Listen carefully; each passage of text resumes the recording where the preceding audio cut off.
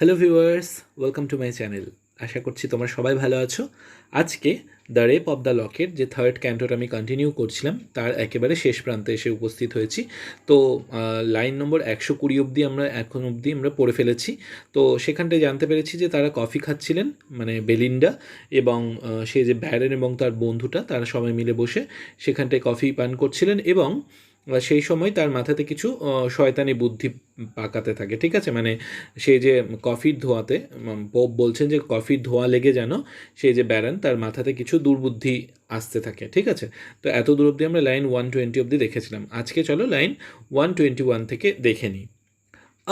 সেইজ rash youth, desist ere 'tis too late, fear the just gods and think of Silas fate. এবার এখানটাই আমাদের যে pope অর্থাৎ আমরা বলতে পারি কবি যে তিনি এখানটায় যেন একটু ইন্টারভেন করছেন, তিনি যেন এখানে তার পার্টটা নিচ্ছেন। ঠিক আছে, তিনি বলছেন থামো থামো, ব্যাস অনেক কিছু হয়ে গিয়েছে। এই যে একে মানে ব্যারনকে র্যাশ ইউথ বলছে। ঠিক আছে, ব্যারনকে একটা ওই বলছে যে তুমি তোমার বদমাইশিটা থামাও, সিজ করো, স্টপ করো। ডেজিস্টিয়ার টিজ টু লেট, মানে খুব দেরি হয়ে যাওয়ার আগেই তুমি কিন্তু নিজেকে সামলে নাও। মানে এই যে সেই যে ব্যারন সে তো তার চুলটা কাটতে চাইছে, মানে বেলিন্ডার চুলটা কাটতে চাইছে, তো তার থেকে পরবর্তীতে যে কত সমস্যা হতে পারে তার থেকে বেঁচে যাওয়ার জন্য তুমি এখনই থেমে যাও।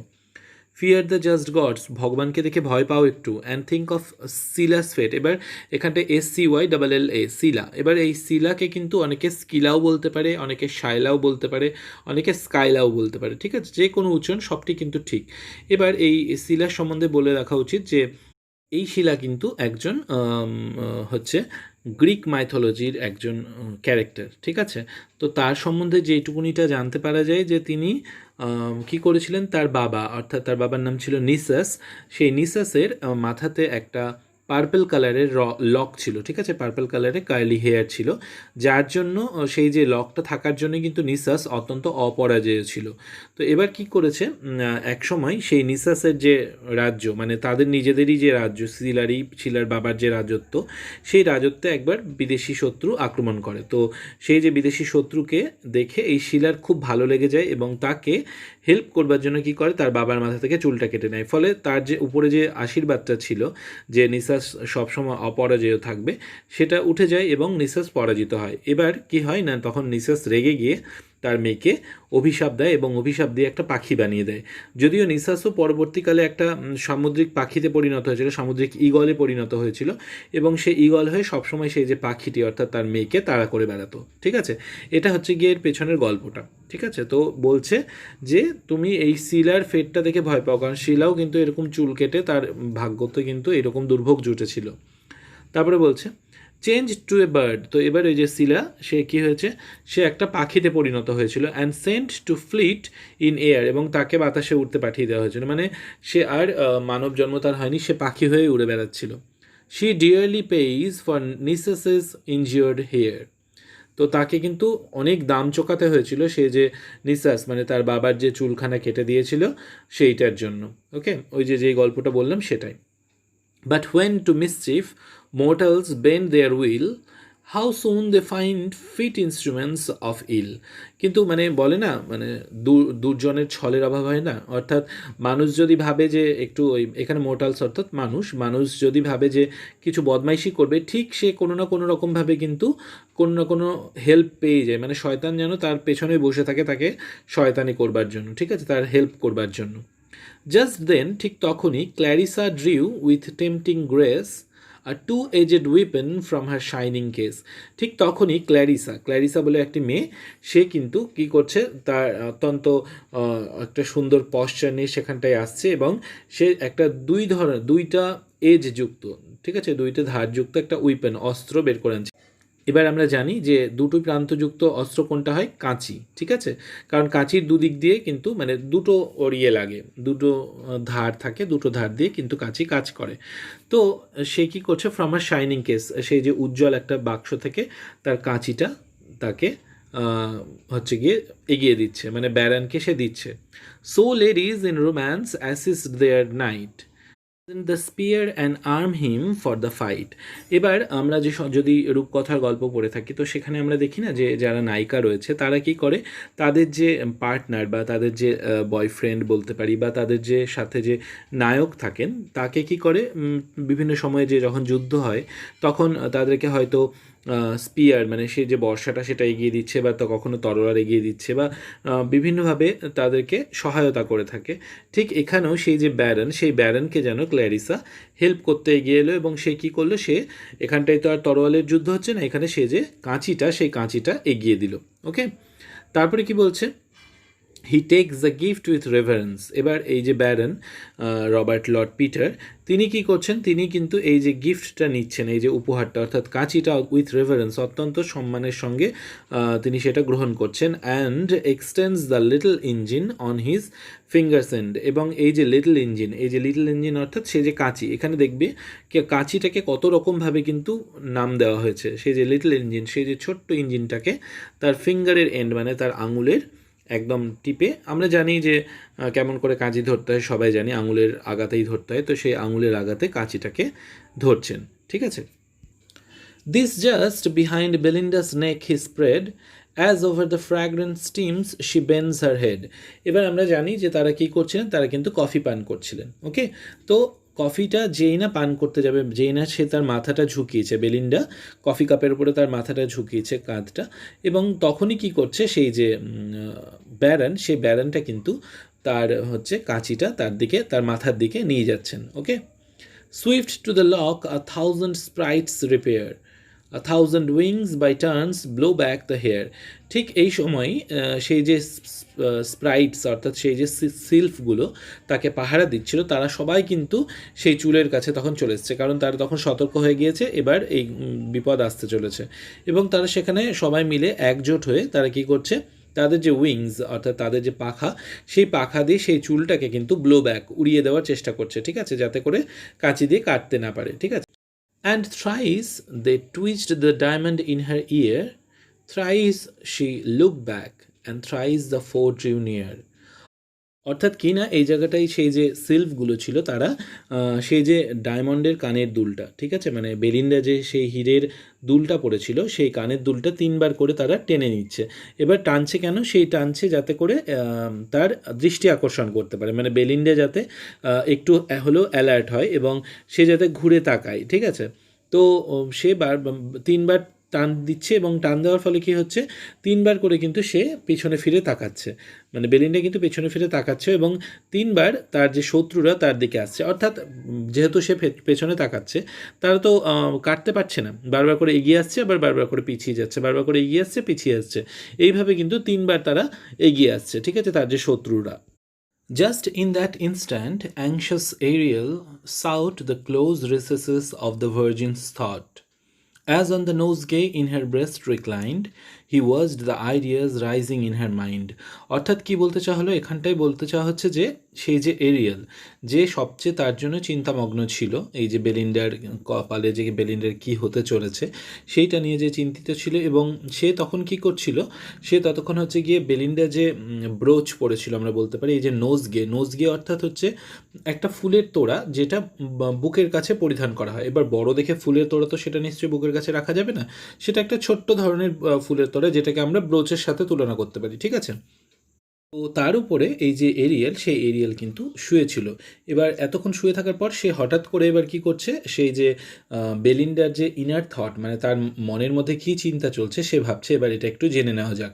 তো তখনই কি করছে, সে সেটা জানবার জন্য যাচ্ছে। ওকে, মানে সে ক্লোজ রিসেসেস যেটা বলছে অর্থাৎ তার সিক্রেট, তার ভেতরে আভ্যন্তরীণ মানে অন্তর্নিহিত যে সত্যিগুলো রয়েছে সেইগুলো সে জানতে চাইছে। ঠিক আছে, এরপরে সে কি করছে, he was the ideas rising in her mind, মানে তার মনের মধ্যে কী কী ধরনের কী কী চিন্তা ভাবনার উদয় ঘটছে, এবং তখন সে কী জানতে চাচ্ছে। সাডেন হি ভিউড, হঠাৎ করে সে দেখতে পাচ্ছে, in spite of all her art, মানে সে যতই ছলাকলা করুক না কেন, যতই চেষ্টা করুক না কেন লুকানোর, an earthly lover lurking at her heart, একজন হচ্ছে গিয়ে মানে পার্থিব একজন লাভার, পার্থিব একজন সুন্দর যুবক পুরুষ, সে তার মনের মধ্যে কিন্তু লুকিয়ে বসে রয়েছে। ঠিক আছে, এবার এ কে সেটা আমরা জানতে পারছি না ঠিকই, কিন্তু মানে সে যতই চেষ্টা করুক না কেন, বেলিন্ডা সে তাকে লুকিয়ে রাখবার যতই চেষ্টা করুক না কেন, তার মনের মধ্যে কিন্তু একজন অবশ্যই বসে রয়েছে, এবং এইটা কিন্তু এরিয়াল বুঝতেই পারছে, এবং এটা এরিয়াল বুঝে নিয়ে কিন্তু সে অত্যন্ত দুঃখিত হচ্ছে, ঠিক আছে? কারণ সে চায় না এরকম যে একজন কেউ থাকুক। আমরা আগেও জেনেছি যে সে সবসময় চায় এরকম ভাবে যে মানে একটা পর একটা নতুন এটা গেলে কেউ আর একটা আসবে, এইরকম টাইপের। ওকে, তারপরে কি বলছে? Amazed, confused, he found his power expired, resigned to fate, and with a sigh retired. এবার সে অত্যন্ত পাজলড হয়ে গিয়েছে, কনফিউজড হয়ে গিয়েছে। সে ভাবছে যে তার ক্ষমতা সমস্তই বুঝি শেষ হয়ে গেল, কারণ সে এতক্ষণ ধরে এত রকমভাবে চেষ্টা করে আসছে, তার আর কোনো ক্ষমতায় যেন খাটলো না, এবং সে রিজাইন টু ফেট, সে সমস্ত কিন্তু ভাগ্যের হাতে ছেড়ে দিল। অ্যান্ড উইথ এ সাই, এবং একটা দীর্ঘশ্বাস দিয়ে রিটায়ার করলো, সে অবসর নিল, মানে সে ভেবে নিল যে সে আর কোনো রকম কোনো প্রচেষ্টা করবে না। তারপরে কি হচ্ছে?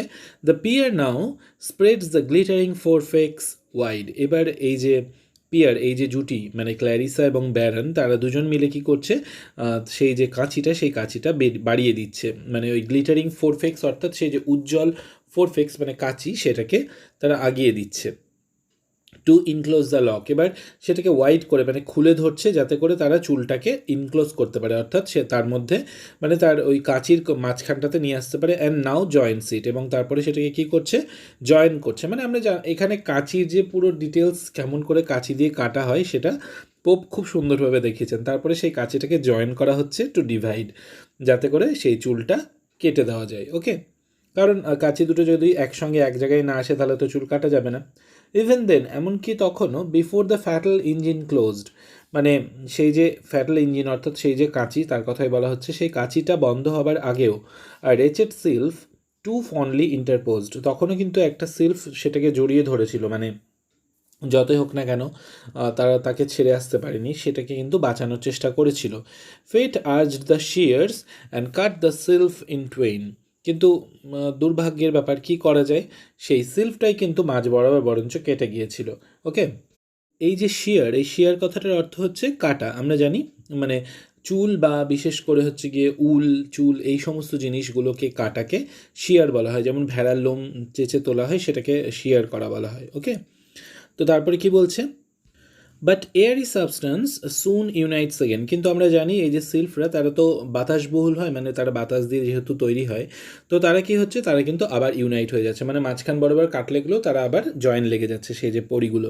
ওকে, তারপরে the meeting points the sacred hair dissever from the fair head for ever and for ever. এবার যেই না মিট হচ্ছে, মানে যেই না কাঁচিটা, কাঁচি দুটোর যে এন্ড, সেই দুটো এন্ডের মিল হচ্ছে, সাথে সাথে কি হচ্ছে, সেই যে স্যাক্রেড হেয়ার, সেই যে পবিত্র চুলটা, সেটা ডিসিভার হয়ে যাচ্ছে, সেপারেটেড হয়ে যাচ্ছে, পুরো কেটে পড়ে যাচ্ছে ফ্রম দ্য ফেয়ার হেড, সেই যে সুন্দরী অর্থাৎ বেলিন্ডার মাথা থেকে, for ever and for ever, সব দিনের জন্য। ঠিক আছে, তার মানে এতক্ষণে সেই যে রেপ অফ দ্য লক, অর্থাৎ চুলটা কেটে নেওয়া, সেইটা কমপ্লিট হচ্ছে লাইন নাম্বার 154-এ এসে। এরপরে তাহলে কি হবে তোমরা গেস করতেই পারছো আশা করছি। চলো তাহলে পড়া যাক। Then flashed the living lightning from her eyes, and screams of horror rend the affrighted skies. অর্থাৎ কি না, এই সময় স্বাভাবিকভাবেই সে তার চুলটা কাটা গিয়েছে, এবং এই কি হচ্ছে, বেলিন্ডার চোখ থেকে যেন একটা বিশাল রাগ যেন বজ্রের আকারে বেরিয়ে আসছে, মানে সে যে রাগটা যখন বর্ষণ হচ্ছে, এমনভাবে রাগটা বেরিয়ে আসছে যাতে দেখে মনে হচ্ছে যে যেন লাইটনিং, একদম যেন বিদ্যুতের ঝলকানি। ঠিক আছে, অ্যান্ড স্ক্রিমস অফ হরার, মানে হরার অর্থাৎ হচ্ছে কি একটা ভয়, একটা ভয় মিশ্রিত একটা চিৎকার যেন তার গলা দিয়ে বেরিয়ে আসছে, এবং সেটা কি করছে, রেন্ড দ্য অ্যাফ্রাইটেড স্কাইজ, অর্থাৎ যেন আকাশ বাতাস সমস্ত কিছুকে এবং ভগবানকে, মানে এঞ্জেলসদেরকে, সবাইকে যেন ভয় পাইয়ে দিচ্ছে, মানে আকাশে যারা বসবাস করছে, হেভেনে যারা রয়েছে, তাদেরকে অবধি যেন কাঁপিয়ে দিচ্ছে। Not louder shrieks to pitying heaven are cast, when husbands or when lap dogs breathe their last. অর্থাৎ হলো গিয়ে এই যে বেলিন্ডা, সে এতটা জোরে কাঁদছে যে সেই কান্নাটাকে কার সাথে তুলনা করা হচ্ছে না, সেই সমস্ত মহিলার সাথে তুলনা করা হচ্ছে যারা তাদের স্বামীকে খানিকক্ষণ আগেই হারিয়েছে, অর্থাৎ সেই সমস্ত মহিলার যারা তাদের স্বামীকে হারিয়েছে, অথবা আরেকটা খুব হাস্যকর উদাহরণ এখানটায় টেনে আনা হয়েছে, মানে সিমিলি টেনে আনা হয়েছে, ল্যাব ডগ, ঠিক আছে? বলছে যখন হাজব্যান্ডরা মারা যায় বা ল্যাব ডগরা মারা যায়, ঠিক তখন যেমন মহিলারা কাঁদেন, মানে সেই সমস্ত ভদ্রমহিলারা যারা, তারা যত জোরে কাঁদে তার থেকেও যেন আরও জোরে এই বেলিন্ডা তার চুলটা কাটা যাওয়ার জন্য কাঁদছে, ঠিক আছে? Or when rich China vessels fallen from high, বা যখন চায়নার যে পোর্সেলিনের যে সুন্দর ভাসগুলো হয় বা ফুলদানি হয় বা এরকম ধরনের কোনো পাত্র যখন উপর থেকে পড়ে গেলে, ভেঙে গেলে যেমনভাবে তারা কেঁদে থাকে তার থেকেও জোরে জোরে কাঁদছে।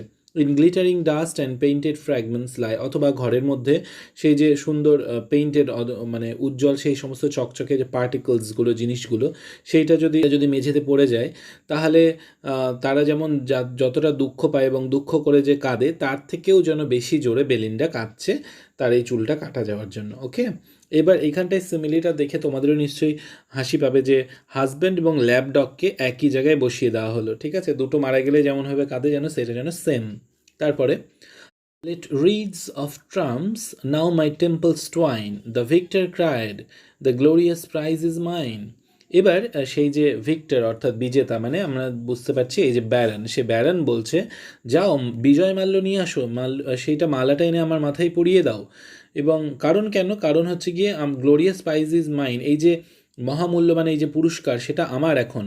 While fish in streams or birds delight in air, যতদিন অবধি মাছরা জলে খেলা করবে অথবা পাখিরা আনন্দে আকাশে উড়ে বেড়াবে, or in a coach and six the British fair as long as Atlantis shall be red, or the small pillow grace a lady's bed, বা সে আরও তুলনা করে বলছে যে যতদিন অবধি ব্রিটিশরা সেই যে 6টি ঘোড়ায় টানা কোচের মধ্যে আনন্দ করে ঘুরে বেড়াবে, অথবা সেই যে মিসেস ম্যানলির লেখা দ্য নিউ অ্যাটলান্টিস সেই বইটা যতদিন অবধি পড়বে, অথবা কোনো একটা ভদ্রমহিলার বিছানাতে সেই যে ছোটো ছোটো কুশনগুলো বা সেই যে ছোটো ছোটো বালিশগুলো যতদিন অবধি শোভাবর্ধন করবে ততদিন অবধি সেটা আমার কাছে থাকবে, ঠিক আছে? তারপরে সেই যে ব্যারন, সেই ব্যারন কিন্তু আরও কন্টিনিউ করছে, ঠিক আছে? তিনি বলছেন while visits shall be paid on solemn days, when numerous wax lights in bright order blaze, while nymphs take treats or ascenescence give, so long my honor, name and praise shall live. বলছে আমার এই যে honour, আমার যে সম্মান বা আমার যে নাম বা আমার যে প্রশংসা, সেটা কতদিন অবধি বাঁচবে না? যতদিন অবধি visit shall be paid on সোলেম days, মানে এই যে রয়্যাল ভিজিটগুলো হয় না, মানে রাজা রানীর কাছে ভিজিট করতে যায় বিভিন্ন লোকেরা, মানে যতদিন অবধি লোকেরা এই রাজা রানীর কাছে ভিজিট করতে যাবে তাদের বিখ্যাত মানে গুরুত্বপূর্ণ দিনগুলোতে, অথবা নিউমেরাস ওয়্যাক্স লাইট, সে যে মোমবাতির যে সুন্দর করে যে মোমবাতি দানগুলোর মধ্যে মোমবাতি সাজানো থাকবে এবং তারা খুব সুন্দরভাবে আলো দেবে, অথবা সেই যে নিমসরা রয়েছে মানে সুন্দরী মহিলারা যতদিন অবধি ট্রিটস নেবেন, ট্রিটস অর্থাৎ এন্টারটেইনমেন্ট, তারা আনন্দ ফুর্তি করবেন, অথবা অ্যাসাইনেশনস গিভ, বা তাদের হয়তো কোনো তাদের যে লাভার রয়েছে, সিক্রেট লাভার, তার সাথে হয়তো তারা কোনো দেখা করবার একটা যে চুপিসারে তাদের যে প্ল্যান রয়েছে সেইগুলো যতদিন অবধি ঘটতে থাকবে ততদিন অবধি যেন আমার নাম, আমার প্রশংসা এই দুনিয়াতে টিকে থাকবে, ঠিক আছে? ওই যে অনেকটা বলে না জব তক সুরজ চাঁদ রহেগা, ওই রকম টাইপের। এবারে লাস্ট স্ট্যান্ডাতে এসে আমরা যেন দেখতে পাচ্ছি যে পোয়েটিক পার্সনা যিনি রয়েছেন তিনি কিন্তু এবার অংশগ্রহণ করছেন, ঠিক আছে? তিনি যেন এখানটায় ইন্টারভেন করছেন এবং বেলিন্ডাকে যেন একটু হলেও সান্ত্বনা দেবার চেষ্টা করছেন। তাহলে তিনি কি বলছেন? What time would spare from steel receives its date, অর্থাৎ কি, যাকে টাইম স্পেয়ার করে দেয়, মানে সময় যাকে স্পেয়ার করে দেয়, ছেড়ে দেয়, মাফ করে দেয়, মানে সময়ের হাতে যে নেই, মানে সময় যাকে মুক্তি দিয়েছে, ঠিক আছে? অর্থাৎ আমরা তো জানি আমরা সবাই সময়ের মধ্যেই পড়ি, আমরা সবাই সময়ের দ্বারাই বাঁধা, কিন্তু বলছে যে সময়ও যাকে ছেড়ে দিয়েছে তাকে স্টিল কিন্তু ছাড়েনি। স্টিল অর্থাৎ স্টিলের তৈরি উইপেন, মানে ইস্পাতের তৈরি যে অস্ত্রশস্ত্র, বা মানে এখানে ধরে নাও তরোয়াল বা এই জাতীয় জিনিসপত্র, বা এখানটায় হয়তো সেই কাঁচিটা, সেটাকে কিন্তু সে কিন্তু কাউকে ছাড়ে না, ঠিক আছে? সময় ছেড়ে দিলেও সে কাউকে ছাড়ে না। অ্যান্ড মনিউমেন্টস, এবং সেই যে সমস্ত সুন্দর সুন্দর যে মনিউমেন্টগুলো, বিল্ডিংগুলো, লাইক মেন, মানুষদের মতনই সাবমিট টু ফেট, তারাও কিন্তু ফেট মানে ভাগ্যের কাছে পর্যুদস্ত হয় বা সাবমিট করে বা সাকাম্প করে, মানে তারাও হার মেনে নেয়, ঠিক আছে? পরাজয় স্বীকার করে নেয়। Steel could the labour of the gods destroy. তো স্টিল কী করতে পারে না, লেবার্স অফ দ্য গড মানে ভগবানেরও যে পরিশ্রম সেটাকেও ডেস্ট্রয় করে দিতে পারে। মানে হচ্ছে স্টিলের তৈরি তরোয়াল দিয়ে যদি মানুষেরা নিজেদের মধ্যে মারামারি করে তাহলে কি হবে, একসময় না একসময় কেউ না কেউ মানে ক্ষতিগ্রস্ত হবে এবং কেউ মারাও যেতে পারে। তো ভগবানের তো আমরা পরিশ্রম, আমরা যারা মানে আমরা মানুষ বা প্রাণীরা, এরা তো ভগবানেরই পরিশ্রমের ফল। তো বলছে সেটাতে করে কি হয় না, ভগবানের পরিশ্রমকেও যেন ধ্বংস করে দেয়। And strike to dust the imperial towers of Troy. এবং এই যে ইম্পেরিয়াল টাওয়ার্স মানে সেই যে সুন্দর সুন্দর বিশাল বিশাল যে টাওয়ারগুলো, ট্রয় প্রদেশের ট্রয়ের যে যুদ্ধ তোমরা জানো, সেই ট্রয়ের যে সুন্দর বিল্ডিংগুলো সেইগুলোকে অবধি ডাস্টে পরিণত করতে পারে, ধুলোতে মিশিয়ে দিতে পারে, ঠিক আছে। Steel could the works of mortal pride confound. তো স্টিল কী করতে পারে, মোর্টাল মানে এই যে আমরা মানুষরা, মানুষদের প্রাইডকে, গর্বকে কনফাউন্ড করতে পারে, পুরোপুরি ডেস্ট্রয় করে দিতে পারে, okay. And hew triumphal arches to the ground. এবং সেই যে বিশাল বিশাল যে ট্রায়াম্ফাল আর্কস অর্থাৎ সে যে বিজয় স্তম্ভ আমরা বলতে পারি, সেই বিজয় স্তম্ভগুলোকেও যেন মাটিতে মিশিয়ে দিতে পারে। What wonder then fair nymph. তাহলে কি আর কিসের আর অবাক হওয়ার মতন, অবাক হওয়ার আর কি আছে। The hairs should feel the conquering force of unresisted steel. তো তুমি এই বলেই সান্ত্বনা দিচ্ছেন তিনি তাকে, যে তুমি ভেবে নাও যে সেই যে আনরেজিস্টেড একটা স্টিল মানে অদমনীয় যে স্টিল ইস্পাত, তার কাছে তোমার চুলখানা না হলে বশ্যতাই স্বীকার করেছে আমরা বলতে পারি, তার কাছে সে তার পরাজয়টাই বরণ করেছে আমরা বলতে পারি, ঠিক আছে। এইভাবে বেলিন্ডাকে তিনি সান্ত্বনা দেবার চেষ্টা করছেন এবং এইখানটাতেই আমাদের যে হচ্ছে ক্যান্টো 3 সেটা শেষ হচ্ছে। আশা করছি তোমরা বুঝতে পেরেছো। যদি কোথাও কোনো অসুবিধা থেকে থাকে তাহলে প্লিজ কমেন্ট সেকশনে কমেন্ট করো। যদি ভিডিওটা ভালো লেগে থাকে তাহলে প্লিজ একটা লাইক দিও, বন্ধুদের সাথে শেয়ার করো, আর যারা চ্যানেলে নতুন এসেছে তারা প্লিজ সাবস্ক্রাইব করে পাশে থেকো। সম্পূর্ণ ভিডিও দেখবার জন্য অসংখ্য ধন্যবাদ।